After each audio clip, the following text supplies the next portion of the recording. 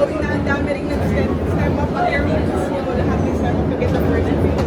Siyempre happy kasi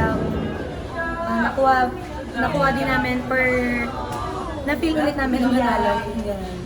Pero siyempre marami pa rin kailangan pag-uwin. And hindi naman kami susuko sa mga kulang namin sa kalaro.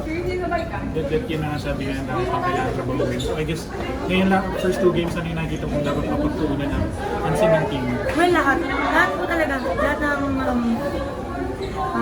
posisyon kailangan talaga. Tsaka siguro, blessing in disguise ba na medyo early into the season yung malabas na kailangan pa, ang dami pang kailangan tayo sa at least alam niya na yung dapat kayo. Siguro kasi at least alam namin kung hanggang saan kami at hanggang saan yung kaya namin. Ba't sa tingin mo medyo nangangalawang kayo nung umpisa against FPUs yun? Saan ang gagaling yung kumbaga medyo shaky pa na simula?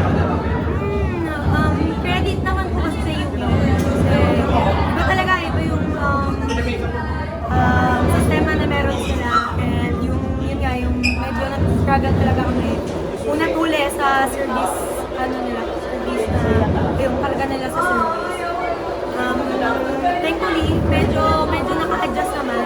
Pero yun nga, hindi pa rin kami talaga satisfied sa nilaro namin ngayon.